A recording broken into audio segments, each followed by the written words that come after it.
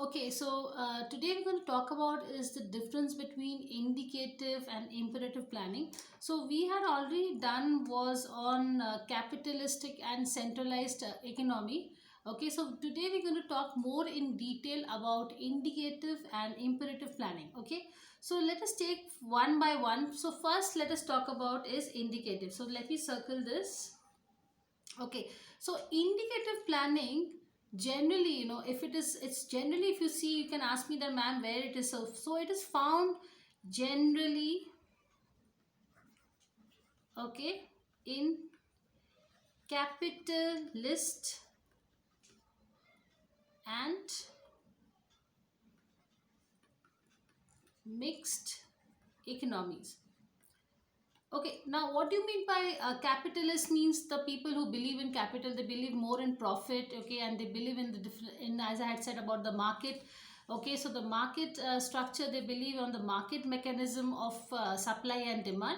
So that is called as capitalist, who give capital, and their main goal or their main expectation is to get profit. Now what is mixed economy? Now mixed economy is something which is a mixture, okay, between capitalist and centralized economy. Okay, so this too will give you mixed economy. Okay, so generally you find this indicative type of planning in the mixed economy, as I said, and in capitalist. Okay, and it refers to a planning system, where the state instead of providing commandments or saying helping in facilitating the working of the market, by providing proper market should be there. So there's a joint collaboration in this kind of market. So there is an efficient market, there is a good judicial system. Okay, so generally, like, you can take an example of India. So India is a mixed economy, and India believes in the indicative planning. Okay, where the system has its both the functions. So where there is a centralized government, so there is a judicial system, at the same time there is a market for free flow of goods and service for the capitalists. Okay, so in fact, now there is a very important thing, because this indicative planning has not been taken by India itself. We have taken this plan or idea from some country. So let us see which country. So France was the first country to try indicative planning.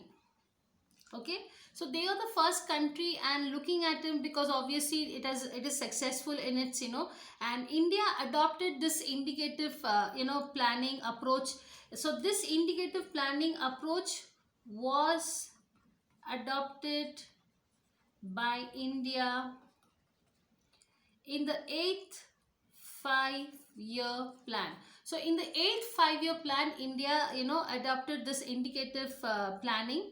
Okay, and it abandoned the imperative. So initially, before 8th 5-year plan, imperative planning was going on in India, but India completely abandoned the imperative way of planning, and then they have taken or adopted the indicative planning. Looking at the success of France, because as I said, France was the first country to try indicative planning, and looking at the success, India thought of adopting from the 5-year plan itself the structure of indicative planning. Okay, so this was a small briefing of indicative planning. Now let us see that why India has completely changed from imperative planning to indicative planning. So obviously it must have found some drawbacks, or it thought that there's some loopholes, or there are some hurdles, or something is missing, and that is why India thought of going like France, and that is why India changed from imperative planning to indicative planning. So we have to see and understand that why India has done this. Okay, so let me just delete this, and let's talk about imperative planning. Okay, so let's just rub this. Let me erase this. Okay, so now I will talk about is imperative planning. So remember this, as I told you, that India has cancelled this, and India is now adopting is the indicative planning after 8th, or with by or on the time of 8th 5-year plan. Okay, so not before that. Okay, and just because France was successful, so India thought of changing, but India's previous planning was imperative planning. Okay, so here, what is imperative planning? economic, so let me write point wise. So economic decisions, okay, are made through the centralized planning authority through the government. Okay, so this is the main definition of it. So that means, imperative planning is generally done by China and North Korea. So the entire whatever decisions economic, like how much should be the money, what should be the profit, what is the trade should be done this year, what is the goods and services we must produce, so everything is centralized and it is planned, that there is nobody else but only the government is the planning authority for taking the economic decisions. Yes, now the second point, the decisions related to scarce resources or allocating. So this is also one very important thing, that the decisions of, especially for scarce resources, how much should be allocate or how much should we use these scarce resources. Okay, and what is the choice of production method. So what is the choice of production method are also taken by the government. Okay, so in accordance to their targets and the goals, so time and time, India or the government previously used to experiment. The government will take the decision related to, how much, this year how much can we allocate scarce resources, because they are already scarce. And this choice of production method also depending on the targets and the goals each year, the country will take the decisions. And who will take the decisions? The planning authority, that is the government. Yes, let us go to the third point. Okay, so yes, we'll go to the third point. Yes, so there is a tight control by the government. So and there is very rigid. So what is rigid? Means strict rules and regulations. So this is also a very very bad thing. So like whatever the government does and we have to follow the government, we cannot do anything beyond that. So this is the very very bad drawback or disadvantage, that there's a tight control by the government and there is rigid rules and regulations, and this is the most important striking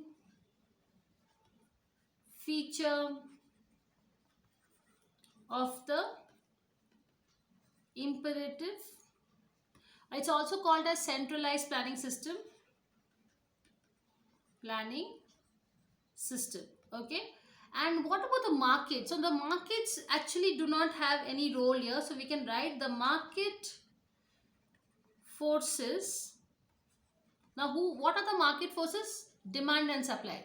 Okay, depending on the demand, and the demand will force for the production, for the next production. Supply will again force for whether the production should be there more or it should be less. Okay, so that is why they are called as market forces. So market forces of demand and supply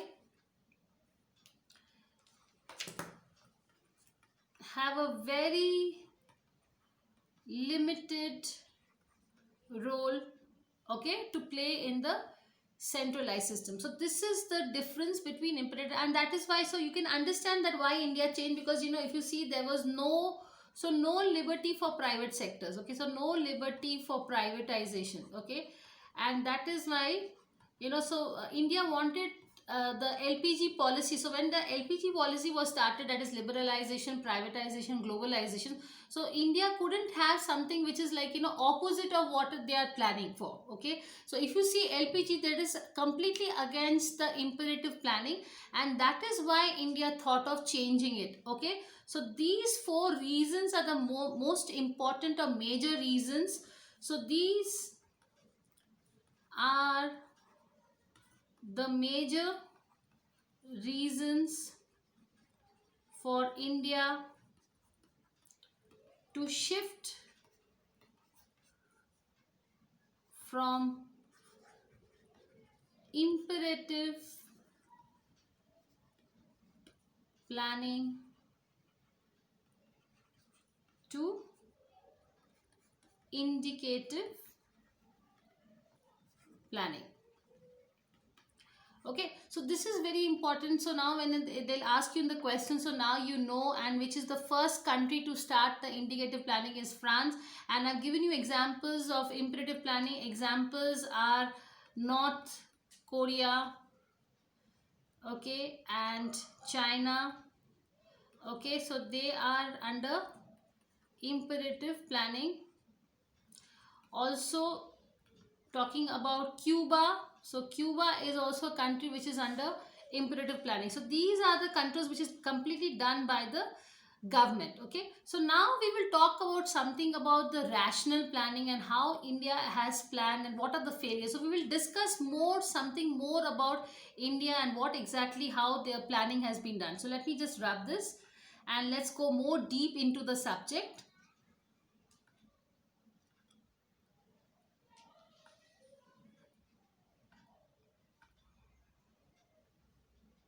Okay, so yes, I will write the topic as the rational